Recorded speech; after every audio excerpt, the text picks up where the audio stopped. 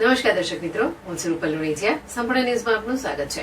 લોકસભા ચૂંટણીને લઈ હવે ગણતરીના દિવસો બાકી રહ્યા છે, ત્યારે લોકસભાના ઉમેદવારો સહિત શીર્ષ નેતાઓ ધુઆધાર પ્રચાર પ્રસાર કરી રહ્યા છે. લોકો વચ્ચે જવાની સાથે સાથે દેવી દેવતાઓના મંદિરોમાં પણ પોતાની જીતનો આશીર્વાદ મેળવવા માટે પહોંચી રહ્યા છે. ગુજરાતના બનાસકાંઠા જિલ્લાના લોકસભાના ઉમેદવાર તરીકે ભાજપના રેખાબેન ચૌધરી અને કોંગ્રેસના કેરીબેન ઠાકોર વચ્ચે રાજકીય રસાકસીનો માહોલ જામ્યો છે. અંબાજી મંદિરમાં માહોલ જામ્યો છે. આજે બનાસકાંઠા જિલ્લાના ભાજપ લોકસભાના ઉમેદવાર અંબાજી મંદિરમાં પહોંચ્યા હતા. મોટી સંખ્યામાં ભાજપના હોદ્દેદારો અને કાર્યકર્તાઓ પણ અંબાજી મંદિર પહોંચ્યા હતા.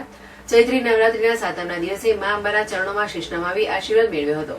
માતાજીનો આશીર્વાદ મેળવી ચાચર ચોકની હવનશાળામાં યજ્ઞમાં આહુતિ પણ આપી હતી. મા જગતજનની અંબાના આજે આશીર્વાદ લઈ રેખાબેન ચૌધરી આવતીકાલ ઉમેદવારી પત્ર ભરશે. માતાજીના આશીર્વાદથી 5 લાખથી વધુ મતોથી વિજય થશે તેમ તેમણે જણાવ્યું હતું. તો સાથે સાથે વડાપ્રધાન નરેન્દ્ર મોદી દ્વારા કરેલ વિકાસ કામોથી અમે જરૂર વિજય મેળવીશું તેવું રેખાબેન ચૌધરીએ જણાવ્યું હતું.